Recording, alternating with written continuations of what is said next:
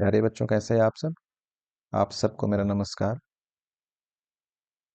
2026 के board examination start हो चुके हैं और अभी अभी आप लोगों ने मैथमेटिक्स का पेपर क्लियर किया है। मैथमेटिक्स के एग्जामिनेशन के बाद से मैथमेटिक्स के क्वेश्चंस को लेकर के बहुत सारी चर्चाएं चल रही हैं। लोग कह रहे हैं कि क्वेश्चंस बहुत टफ आ गया था, कुछ लोग कह रहे हैं कि लेंदी था, कुछ लोग कह रहे हैं कि ट्रिकी था।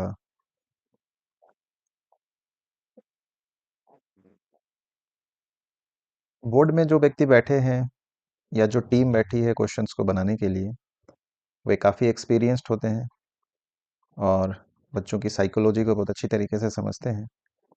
तो मुझे लगता है कि उन्होंने जो भी समझा होगा, जो भी सोचा होगा, वो आजकल के बच्चों के माइंड साइकोलॉजी को ध्यान में रख कर के ही सोचा होगा और इस क्वेश्चन को डिजाइन करा होगा या इन सेट्स को डिजाइन करा होगा, क्योंकि क्वेश्चन अलग अलग सेट्स में आते हैं। तो मैंने सोचा कि किसी क्वेश्चन पे हम लोग भी थोड़ा सा डिस्कशन कर लेते हैं। फिलहाल मेरे पास में ये क्वेश्चन है, जो इसका कोड है 34(1). 34 में 3 सेट्स में क्वेश्चन डिजाइन किए गए थे, जिसमें से ये सेट 1 है। अभी हम लोग यहाँ पे सिर्फ उन्हीं क्वेश्चंस को थोड़ा सा डिस्कस करेंगे जो तीनों सेट्स में कॉमन थे। और जब मैंने तीनों सेट्स के क्वेश्चंस को देखा तो मैंने ये पाया कि सेक्शन ई जो है, जो वैल्यू बेस्ड क्वेश्चन वाला जो सेक्शन है, उसके सभी क्वेश्चंस तीनों सेट में, सेट 1 2 3, तीनों सेट में सेम थे। मैं बात कर रहा हूँ यहाँ पे 34, क्वेश्चन कोड 34 की। मैंने थोड़ी सी एक झलक देखी थी 32 कोड वाले क्वेश्चन को भी थोड़ा सा मैंने देखा है, अ, लेकिन मैं उसके सेक्शन ई तक नहीं पहुंच पाया था।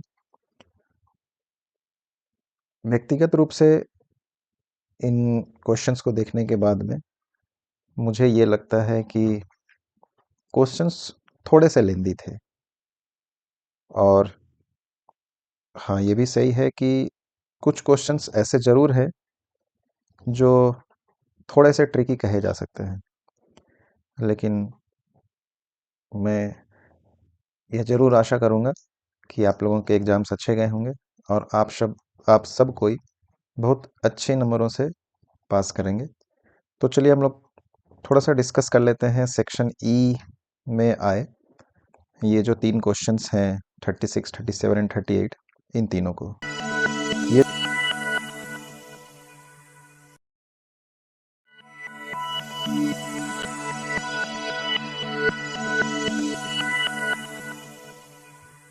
ये जो 3 क्वेश्चंस हैं, ये तीनों ही क्वेश्चन सेट 1, सेट 2 और सेट 3 तीनों में कॉमन है। नंबरिंग अलग-अलग है। जैसे फॉर एग्जांपल यहाँ पे मेरे सामने यहाँ पे जो क्वेश्चन खुली हुई है, ये सेट 1 है। इसमें ये कैरम बोर्ड वाला जो क्वेश्चन है, ये क्वेश्चन नंबर 36 है। और अगर आप सेट 2 देखें तो यही क्वेश्चन आपको सेट 2 में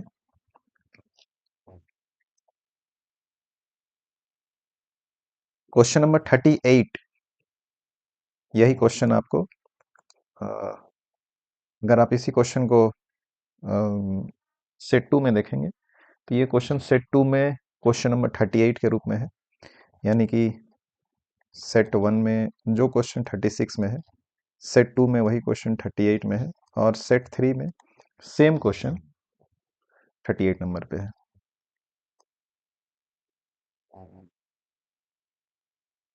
तो चलिए थोड़ा सा इस क्वेश्चन को हम लोग डिस्कस कर लेते हैं कि ये क्वेश्चन क्या कहना चाहता है। Carrom board is a very popular game. The board is a square of side length 65 centimeter. It has circular pockets in each corner.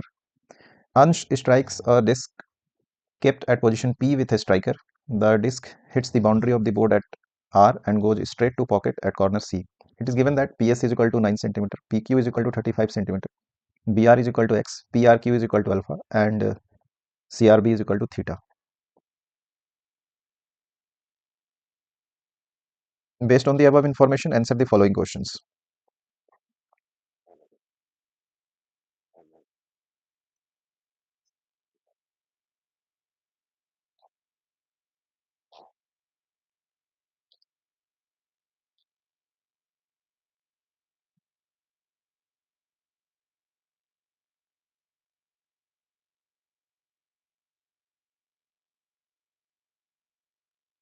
मान लेते हैं कि ये हमारा कैरम बोर्ड है, ए बी सी डी, इसके 4 कॉर्नर्स हैं जहाँ पे पैकेट्स दिए गए हैं, और इसके किसी एक पॉइंट आर से सारी बात कही जा रही है।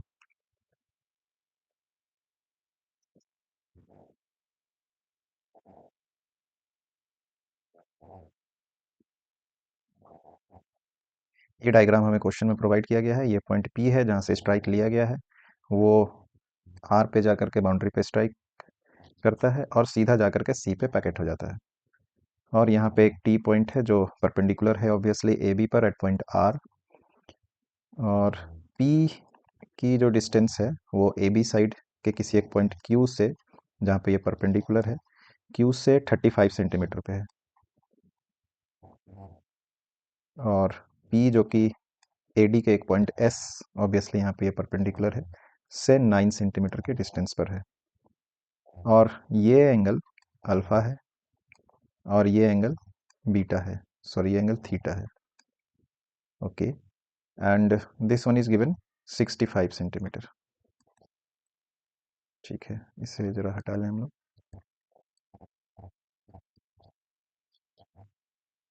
सारे यूनिट्स को हम लोग सेंटीमीटर में समझ लें, मैं फिलहाल यहाँ पे शो नहीं कर रहा हूँ। और यहाँ पे ये एक्स है जो हमें फाइंड करनी होगी आगे जा करके। चलिए, तो इस क्वेश्चन में इतनी सारी चीज़ें प्रोवाइडेड है। अब हमें क्वेश्चन में पूछा क्या जा रहा है, using law of reflection that is angle P R T is equal to angle C R T, prove that theta is equal to alpha. हमें ये बताना है कि ये एंगल थीटा और ये एंगल अल्फा इक्वल है। तो ये तो बहुत आसान था।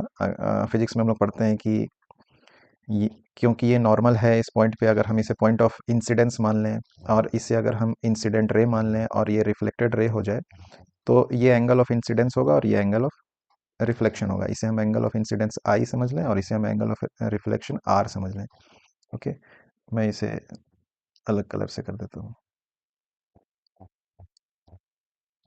ये हमारा angle of, sorry incident ray, ये हमारा रिफ्लेक्टेड रे, ये हो गया हमारा एंगल ऑफ इंसिडेंस आई, और ये हो गया हमारा एंगल ऑफ रिफ्लेक्शन आर। तो according to law of reflection I is equal to R हुआ। अब क्योंकि ये यहाँ पे 90 डिग्री है, तो हम लोग कह सकते हैं कि ये जो एंगल अल्फा होगा ये 90 डिग्री माइनस आई होगा, alpha is equal to, and similarly theta is equal to 90 degree minus R होगा। अब क्योंकि I is equal to R है, I is equal to R है, तो दोनों तरफ 90 से माइनस किया जाए अगर, तो इधर भी 90 डिग्री माइनस आई करें, तो इधर भी हम लोग 90 डिग्री माइनस आर कर सकते हैं, 90 डिग्री माइनस आर। तो ये सेम होगा, इसकी वैल्यू सेम ही रहेगी, और 90 डिग्री माइनस आई को हम लोग अल्फा लिख सकते हैं और 90 डिग्री माइनस आर को हम लोग थीटा लिख सकते हैं। तो ये पहला वाला हमारा प्रूव्ड हो गया।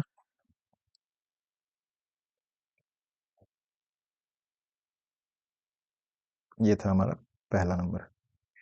अब दूसरा नंबर में क्या कहता है question, prove that triangle P Q R is similar to triangle C B R. Triangle P Q R, triangle P Q R, ये वाला triangle it's similar to triangle C B R, ये वाला triangle. तो ये दोनों triangle similar है, ऐसा हमें प्रूव करना है। Given that P Q is perpendicular to A B, P Q is perpendicular to A B, ये एंगल 90 डिग्री है। चलिए ठीक है, तो क्योंकि ये एक कैरम बोर्ड है तो ये 90 डिग्री है यहाँ पे, और ये एंगल ऐसा दिया गया है कि 90 डिग्री है। तो जब हम लोग इन दोनों ट्रायंगल्स में बात करेंगे तो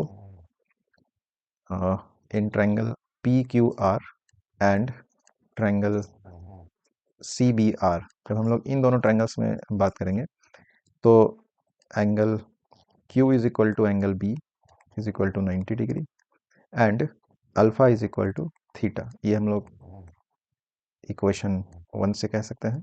इक्वेशन 1 यानी कि पिछला क्वेश्चन के लिए हम लोगों ने जो प्रूव करा है। तो एक कोरोलरी पढ़ा होगा आपने, एंगल एंगल। तो फ्रॉम एंगल एंगल कोरोलरी,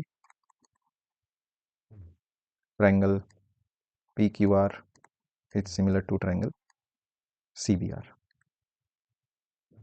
ये भी आसान था, इसीलिए 1 नंबर में इस क्वेश्चन को पूछा गया था। अब आते हैं हम लोग तीसरे नंबर पे।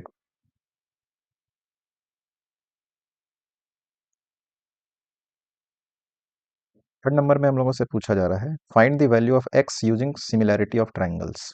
तो यहाँ पे ऑप्शन है, आपने ए या बी दोनों में से किसी एक को करा होगा।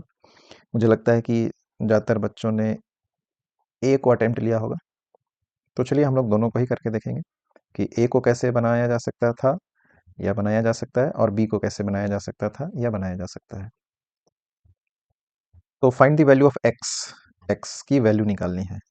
ये है एक्स, एक्स की वैल्यू निकालनी है, इस एक्स की। तो क्योंकि हम लोगों ने दिखा लिया है कि ये वाला ट्रायंगल और ये वाला ट्रायंगल, ये दोनों ट्रायंगल सिमिलर है, तो हम लोग लिखेंगे since triangle P Q R is similar to triangle C B R. क्योंकि ये दोनों ट्रायंगल सिमिलर हैं तो हम लोग कह सकते हैं P Q by C B is equal to Q R by B R, and P Q is given 35, C B is given 65 and QR is QR by BR is X. So this X is to be found. Okay, ये 5 के multiple में आता है, 5 7 and 5 13। तो हम लोग यहाँ से कहेंगे कि QR by X is equal to 7 by 13 and what is QR। ये जो QR है इसको हम लोग क्या लिख सकते हैं, इसको हम लोग लिख सकते हैं AR minus AQ। So QR can be written AR minus AQ। Rest हम लोग किसी तरीके से कोई चेंज अभी नहीं करेंगे, जैसा है वैसा कंटिन्यू रखेंगे। ए आर को अभी हम लोग अनचेंज रखते हैं, इसको हम लोग आगे यूज करेंगे। Minus A Q is given must be equal to P S. So 9 by X is equal to 7 by 13। प्यारे बच्चों, यहाँ पे बताना पड़ेगा हमें कि ए क्यू की जगह पे हमने 9 कैसे लिया है। तो यहाँ पे हम लोग बताएंगे since P S is perpendicular on A D and PR is perpendicular on, sorry, PQ is perpendicular on AB, hence AQ is equal to PS। ये बताया जाना चाहिए, मुझे लगता है आपके एक्सप्लेनेशन में। अब हम लोग इस AR को फाइंड करने की कोशिश करेंगे। तो इस AR को हम लोग क्या लिखेंगे,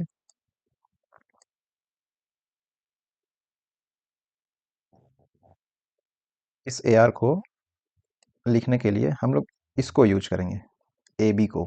तो AR को हम लोग क्या लिख सकते हैं, AR को हम लोग AB minus X B R लिख सकते हैं। ये देखिए, ये है AB। इतनी दूर में से अगर इतने दूर को हटा लिया जाए तो ये डिस्टेंस बच जाएगा, ठीक है, और इसी की हमें अभी ज़रूरत है। तो हम लोग इस AR को क्या लिखेंगे, इस AR को हम लोग लिखेंगे AB माइनस बी आर, और ये -9 जैसा है वैसा रहेगा, by X is equal to 7 by 13। और ए बी की जो वैल्यू है वो, क्योंकि ये एक स्क्वायर कैरम फील्ड है, तो ए बी की वैल्यू बी सी के एग्जैक्टली इक्वल होगी, जो कि 65 है। तो हम लोग यहाँ पे लिखेंगे 65 minus B R is given X minus 9 by X is equal to 7 by 13।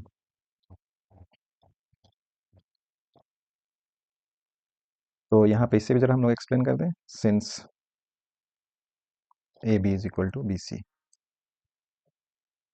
65 minus 9 56 minus X by X is equal to 7 by 13, और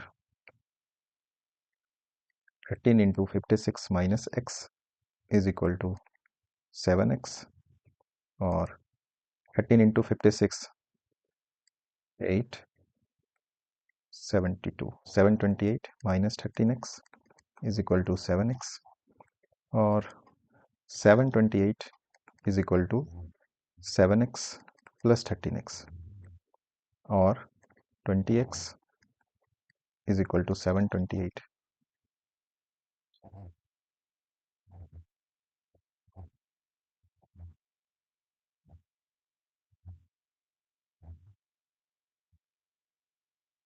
और x is equal to 728/20। This will be 3, 6, 4 and here it is point, और unit centimetre में है, ये miss नहीं की जानी चाहिए। So this is the answer for question number 3b, the value of, sorry 3a, the value of x।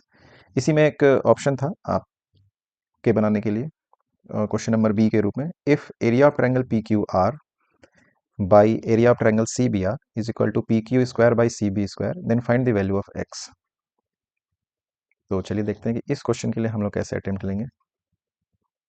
अभी भी हमें फाइंड यही करना है, एक्स की ही वैल्यू निकालनी है अभी भी, ठीक है। लेकिन अभी हमें क्या बोलता है कि area of triangle P Q R, area of triangle P Q R by area of triangle C B R is equal to P Q square by C B square. तो क्या दिया है, area of triangle P Q R by area of triangle C B R is equal to P Q square, ये आपने similarity में पढ़ा भी होगा एक थ्योरम में, बाई सी बी स्क्वायर। तो ये हमें प्रोवाइडेड है, ये हमें गिवन है, इसको यूज करके हमें एक्स की वैल्यू निकालनी है, इसको यूज करके हमें यहाँ पे एक्स की वैल्यू निकालनी है। ओके, तो area of triangle P Q R, ये जो हमारा पी क्यू आर है, इस पी क्यू आर का एरिया क्या होगा यहाँ से, तो पी क्यू आर का एरिया होगा 1/2 इंटू इसकी हाइट पी क्यू इंटू इसका base Q R by area of triangle C B R, ये है सी बी आर, इस ट्रायंगल का एरिया क्या होगा, तो इस ट्रायंगल का एरिया हो जाएगा 1/2 इंटू इसकी हाइट सी बी इंटू इसकी बेस बी आर, और ये वैल्यू है P Q square by C B square के। तो पहले तो हाफ एंड हाफ को हम लोग कैंसिल कर दें। अब P Q by C B है, इधर पी क्यू स्क्वायर है, तो एक पी क्यू इसके पी क्यू स्क्वायर में से एक पी क्यू को कैंसिल करेगा, and one C B will cancel out one C B from the C B square. So in the very next line we will get QR by BR is equal to PQ by CB. And what is PQ? So PQ is given 35, and what is CB? CB is given 65. From 5, this is 7 times, this is 13 times. So exactly QR by X is equal to 7/13. और यहाँ के बाद से हम लोगों ने पिछले वाले में वैल्यू निकाल लिया है कि x की जो वैल्यू आती है वो 728/20 आई थी, जिसकी फाइनल वैल्यू हुई थी 36.4 सेंटीमीटर। तो इस तरीके से ये फर्स्ट क्वेश्चन था जो तीनों ही सेट में कॉमन था। तो हम लोग आगे बढ़ते हैं, क्वेश्चन नंबर 37।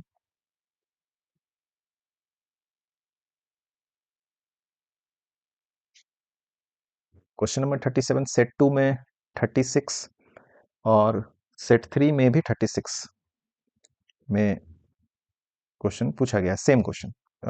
मैंने बताया कि सेक्शन ई के तीनों क्वेश्चन सेम थे। तो चलिए हम लोग इस क्वेश्चन को ट्राई करते हैं।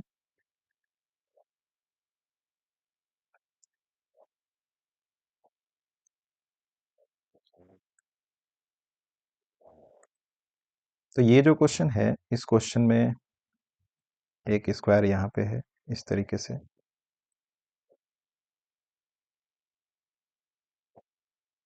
और एक स्क्वायर यहाँ पे है,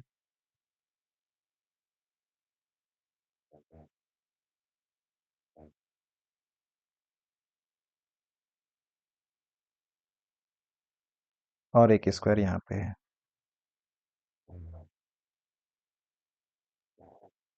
ठीक है, पहले वाले स्क्वायर में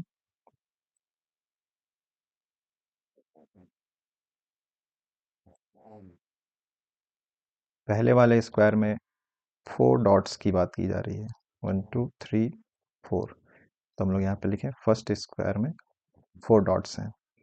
सेकंड स्क्वायर में 8 1 2 3 4 5 6 7 एंड 8। सेकंड में 8 डॉट्स की बात की जा रही है। और थर्ड में 1 2 3 4 5 6 7 8 9 10 11 12 12 की बात की जा रही है। तो आप ध्यान दें, ये 4 का टेबल है। तो हम लोग जानते हैं कि हर टेबल एपी में होता है, ये भी एक एपी में होगा। और पहला क्वेश्चन वही है, show that number of dots given above form an AP, right the first term and common difference. ये बहुत ही आसान क्वेश्चन था। मैं समझता हूँ कि जितने बच्चे ने एग्जाम लिखा है सबने इस क्वेश्चन को अटेम्प्ट जरूर किया होगा और सही बनाया होगा। तो ये 4 का टेबल है, 4 1 जा, 4 2 जा, 4 3 जा। ठीक है, तो हम लोग बताएंगे कि ये एक एपी फॉर्म करता है। कैसे फॉर्म करता है? तो हम लोग कहेंगे here second term minus first term is equal to 8 minus 4 is equal to 4.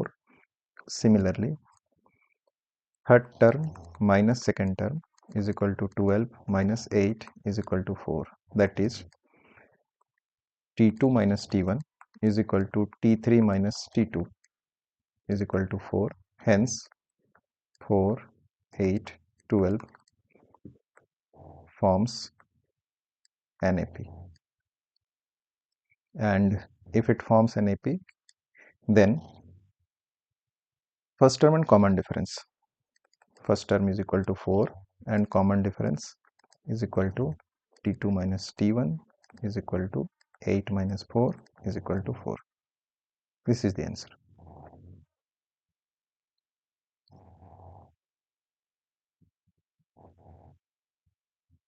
तो अभी तक हम लोगों को क्या पता चला? ये हो गया हमारा T1, ये T2, ये T3 and common difference D is equal to 4। ठीक है, जब भी हम लोग किसी एपी को देखते हैं और अगर वो किसी नंबर का टेबल के फॉर्मेट में आता है तो सिंपली उसका nth टर्म जो होता है वो हम लोग जानते हैं कि जिसका वो टेबल है उसका n टाइम्स होता है। फॉर एग्जांपल ये 4 का टेबल है तो इसका nth टर्म 4n होना चाहिए। नेक्स्ट क्वेश्चन यही है, right nth term of the AP formed. But हम लोग इसको ऐसे नहीं शो कर सकते हैं, ऐसे नहीं लिख सकते हैं, इसको हमको प्रूव करके दिखाना पड़ेगा। इसकी वैल्यू को फाइंड करनी पड़ेगी कि nth टर्म जो होगी वो 4n होगा। यही हमें निकालना है अगला क्वेश्चन में। तो आपको पता है nth टर्म का फॉर्मूला,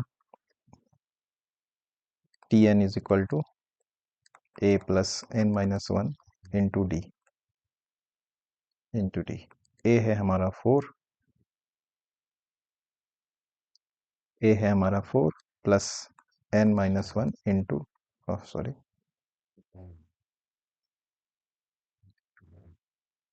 डी भी हमारा 4 है। तो ये हो जाएगा 4 प्लस n इंटू 4 हो जाएगा 4n और माइनस 1 इंटू 4 हो जाएगा माइनस 4। ये प्लस 4 माइनस 4 एक दूसरे को कैंसिल आउट करेगा तो ये हो जाएगा 4n। Tn is equal to, यही हो गया हमारा nth टर्म। और नेक्स्ट क्वेश्चन में फिर हमें दो ऑप्शन मिलते हैं। The pattern is expanded on a large ground if total 220 dots are used then find the number of square formed. यहाँ पे आपको लग रहा होगा कि इस क्वेश्चन को बनाना थोड़ा ज़्यादा आसान है, या आप पहले इस क्वेश्चन को अटेम्प्ट लिए होंगे, इस क्वेश्चन में थोड़ा सा उलझ रहे होंगे। लेकिन यहाँ पे बी क्वेश्चन थोड़ा ज़्यादा आसान है, क्योंकि बी में बस आपको ये दिखा देना था कि नहीं ये संभव नहीं है। खैर कोई बात नहीं, चलिए हम लोग इसको देखते हैं।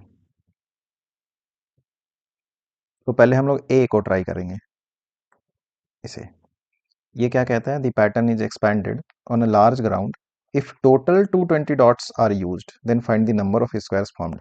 मतलब एक स्क्वायर को फॉर्म करने के लिए 4 डॉट्स लगे, 2 स्क्वायर्स को फॉर्म किए तो दूसरे में 8 और पहले में 4, यानी कि टोटल 12 डॉट्स लगे।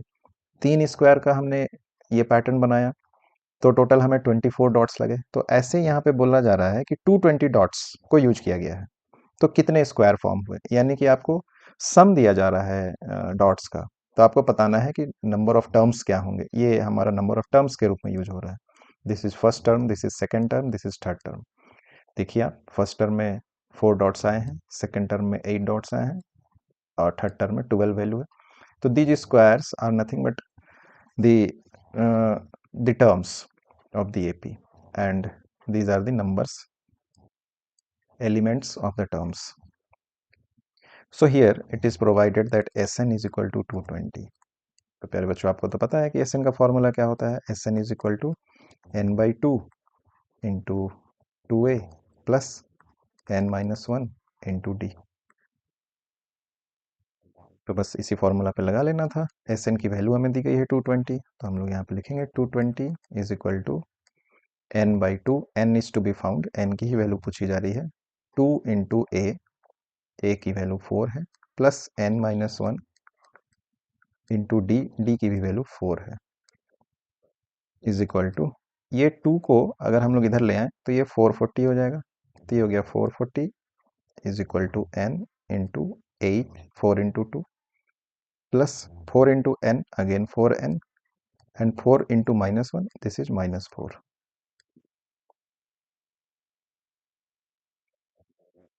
तो 440 is equal to n, and 8 minus 4, this minus 4 will give 4 plus 4n। दोनों में ही 4 कॉमन है, तो हम लोग यहाँ से 4 को कॉमन अगर निकाल लें तो ये हो जाएगा 4n, ये हो जाएगा 1 plus n is equal to 440।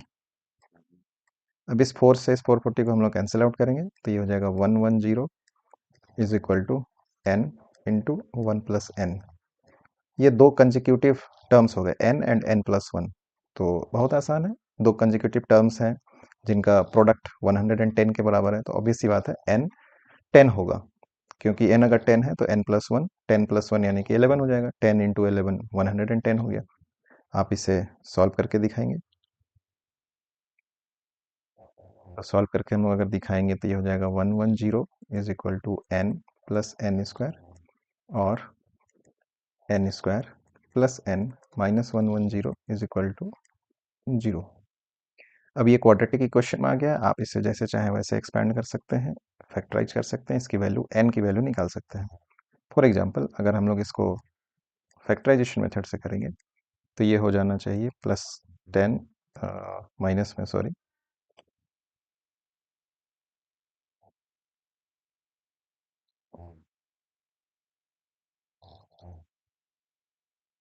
अच्छा ठीक था, plus 10n minus 11n minus 110 is equal to 0, और n प्लस 10 माइनस 11n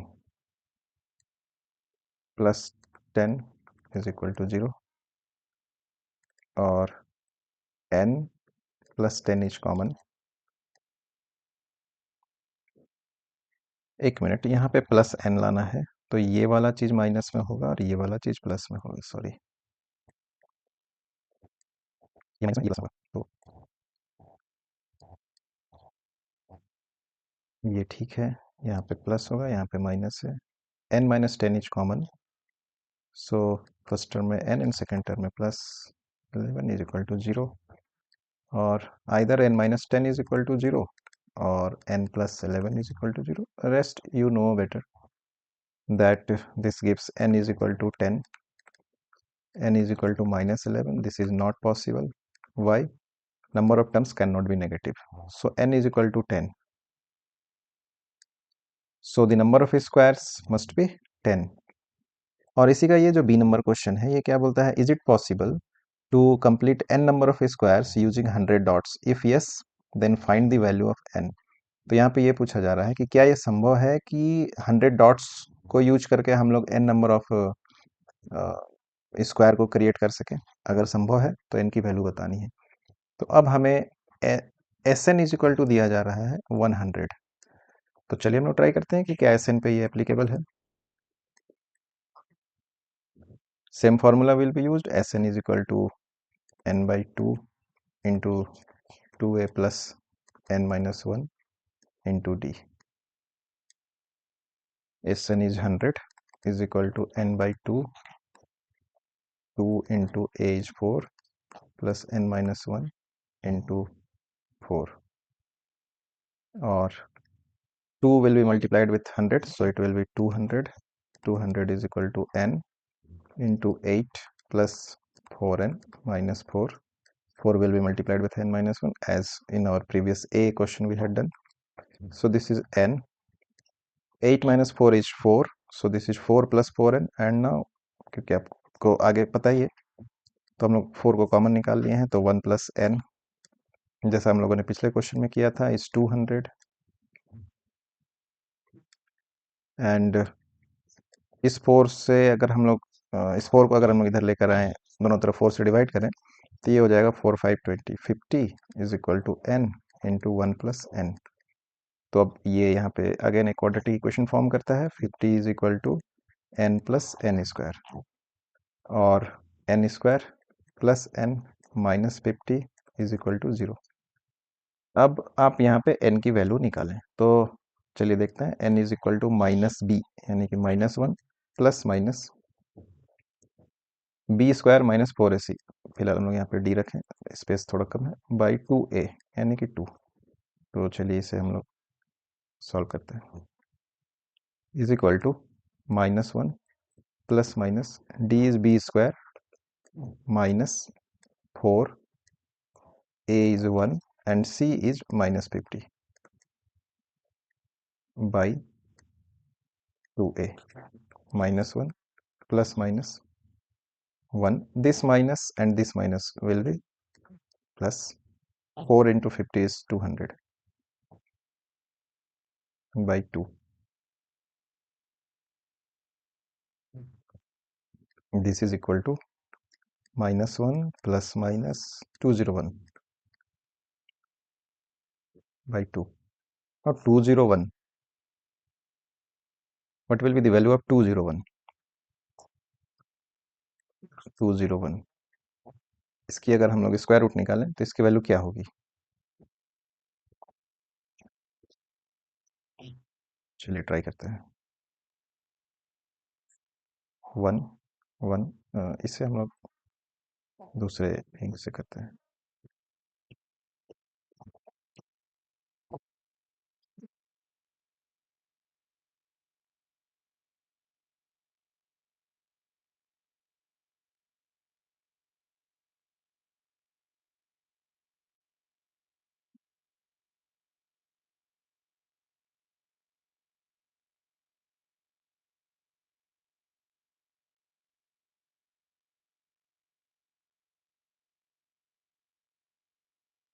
हाँ।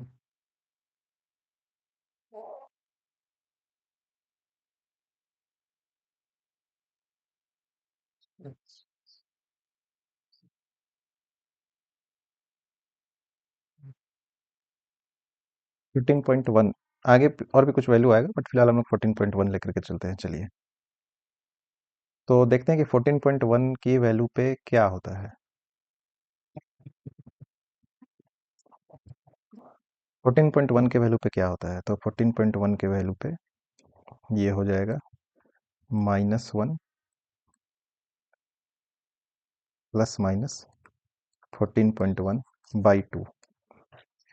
अगर हम लोग एक बार प्लस लेते हैं तो ये हो जाएगा 14.1 -1 यानी कि 13.1 by 2। 13.1 by 2 will not an integer, और अगर माइनस लेते हैं तब तो ये पूरा ही नंबर हमारा ये कुछ ऐसा है,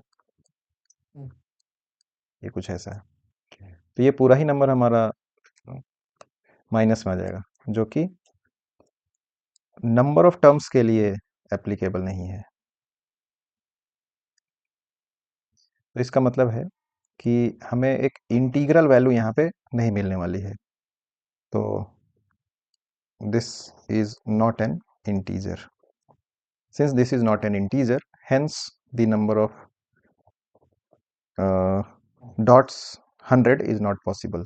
तो इसका जवाब होगा कि नहीं, ये नहीं possible. No, it is not possible that n number of squares will be formed by using 100 number of dots. क्यों नहीं होगा? क्योंकि आपको ये एक्सप्लेन करके ऐसे दिखाना पड़ेगा। तो चलिए हम लोग थोड़ा सा अब आगे बढ़ते हैं। ये हमारा तीसरा क्वेश्चन है और सेक्शन ई का लास्ट क्वेश्चन है।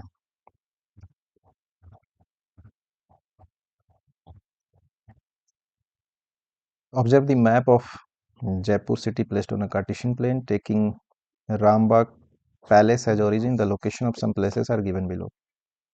राजस्थान हाई कोर्ट, ये है राजस्थान हाई कोर्ट।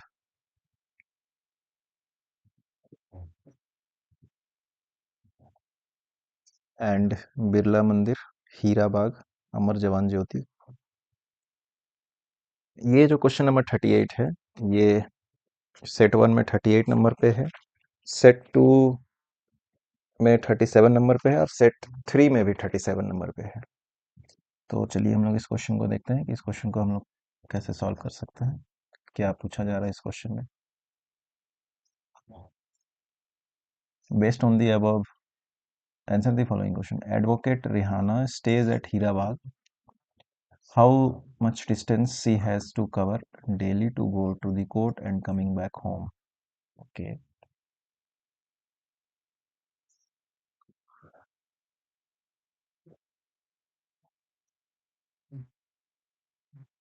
ये हम लोग मान लेते हैं हमारा ओरिजिन है ओ 00 और यहाँ पे कहीं पे हीरा बाग है, हीरा बाग है ये, यहाँ पे कहीं पे बिरला मंदिर है,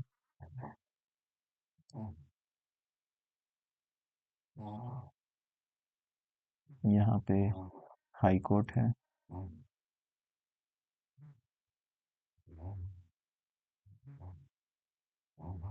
यहाँ पे सपोज अमर जवान ज्योति है। ओके, तो राजस्थान हाई कोर्ट की लोकेशन है -4 2 और बिरला मंदिर की लोकेशन है 4 एंड -4। हीराबाद की लोकेशन है 4 3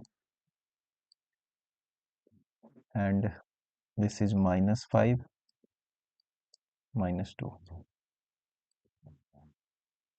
Advocate Rehana stays at Hirabag. How much distance she has to cover daily to go to the court and coming back home? Hirabagh में वो रहती है रेहाना, तो उसे हाई कोर्ट जाना है, ऑब्वियस सी बात है, और फिर वापस आना है, तो जाना भी है और आना भी है। तो हम लोग क्या करेंगे, एक बार डिस्टेंस निकालेंगे, ट्वाइस कर देंगे। ठीक है, डिस्टेंस का फॉर्मूला आपको पता है।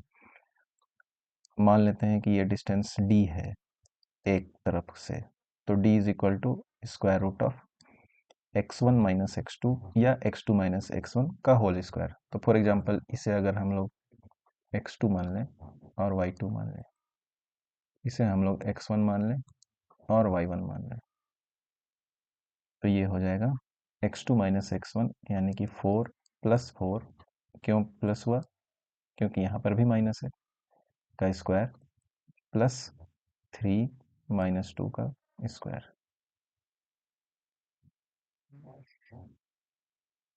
यूनिट।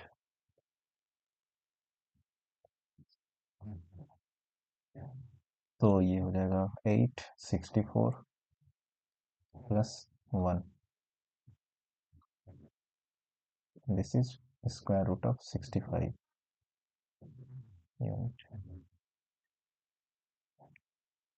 ओके, तो total distance 2d is equal to 2 root 65 unit. ये पहला का आंसर हो गया जो आप लोगों ने सही बनाया होगा।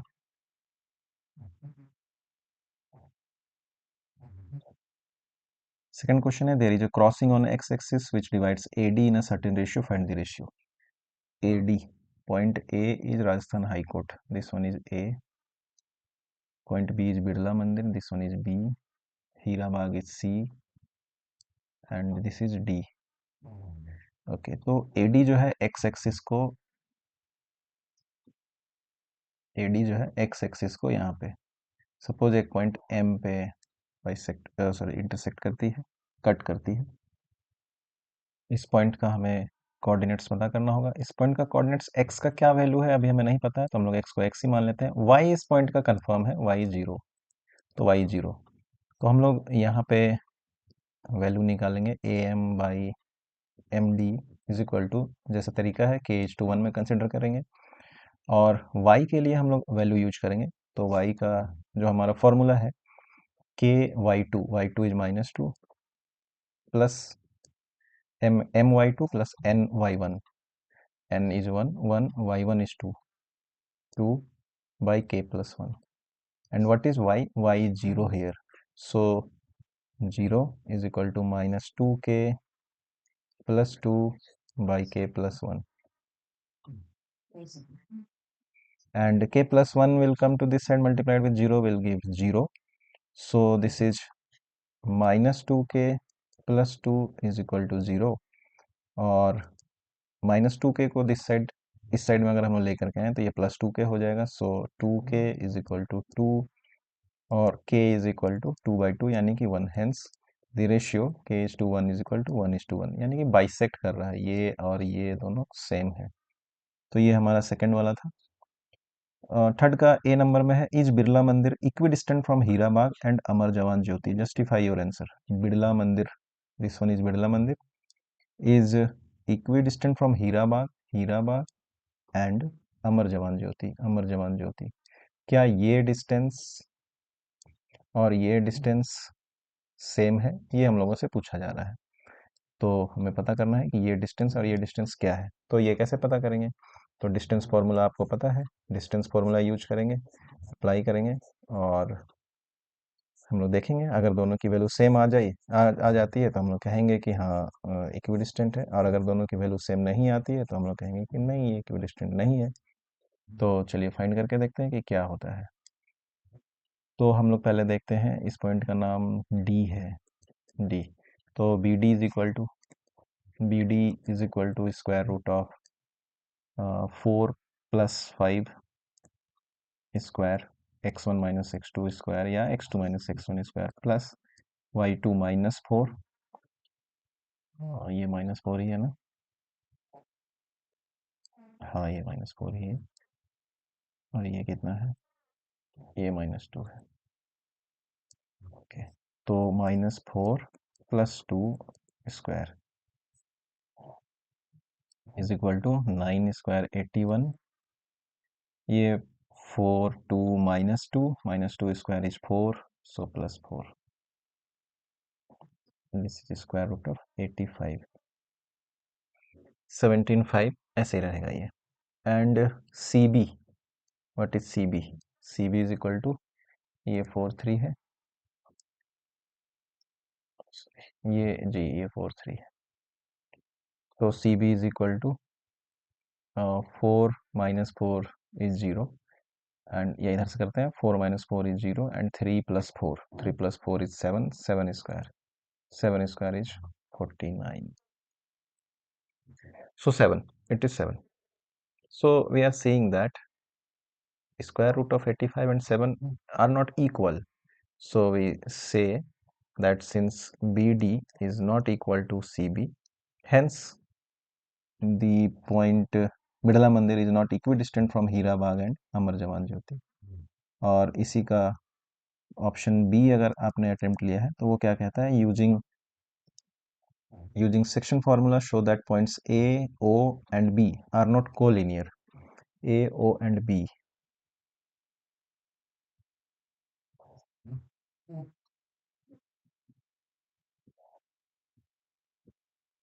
चलिए ए ओ एंड बी, ए ओ और बी को लीनियर नहीं है, ये क्या है, ये दिखाना है हमें, ए ओ एंड बी। तो हमारे लाइन में भी दिख रहा है कि ये कोलिनियर नहीं, बट इसे प्रूव करना है सेक्शन फार्मूला यूज करके। सेक्शन फार्मूला यूज करके इसे प्रूव करना है कि ये तीनों लाइन कोलिनियर नहीं है।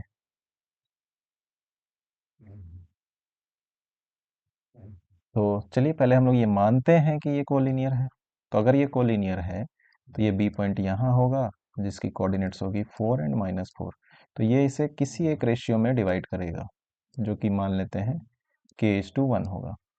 तो यानी कि अगर ये कोलिनियर है तो AO is to OB is equal to K is to 1 होना चाहिए, और O की जो वैल्यू है वो 0 0 है, तो 0 इज इक्वल टू यानी कि X is equal to K into 4K plus 1 into -4, तो -4 by K+1, K+1 comes to this side equal to 0, -4 को इधर ले आएंगे तो +4 हो जाएगा, 4K is equal to +4, so K is equal to 1, यानी कि AO by OB is equal to 1:1।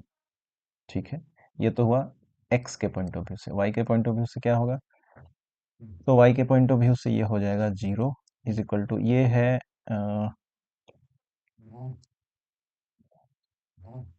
X के पॉइंट ऑफ व्यू से, ये हम लोग देखते हैं Y के पॉइंट ऑफ व्यू से। 0 is equal to K into -4 यानी कि -4K प्लस 1 इंटू 2 यानी कि 2 बाई K+1, ये comes to this side 0, -4K इधर आ जाएगा तो हो जाएगा 4K is equal to 2, 4K is equal to 2 gives K is equal to 1/2, यानी कि K is to 1 is equal to 1:2। तो आप देख रहे हैं कि X के पॉइंट ऑफ व्यू से हमारा K इज टू 1 का वैल्यू 1:1 आ रहा है, और वहीं पे Y के पॉइंट ऑफ व्यू से K इज टू 1 का वैल्यू 1:2 आ रहा है, तो एक एम्बिग्विटी है। तो ये एम्बिग्विटी क्यों आया? ये एम्बिग्विटी इसलिए आया क्योंकि हम लोगों ने ये कंसिडर करा था कि ये एक स्ट्रेट लाइन है, क्योंकि दोनों ही कंडीशन में, X वाले कंडीशन में और Y वाले कंडीशन में, दोनों ही में हमारा ये K:1 का वैल्यू सेम नहीं आया, इसीलिए हम लोग कहेंगे AOB आर नॉट कोलिनियर। तो ये सेक्शन ई था। सेक्शन ई को मैंने इसलिए टच करा था अभी क्योंकि सारे क्वेश्चंस तीनों ही सेट में, आप ये ध्यान दें कि ये 34 1 की मैं बात कर रहा हूँ, तीनों ही 34 के तीनों ही सेट 1 2 3 में ये सेक्शन ई के तीनों क्वेश्चन सेम थे।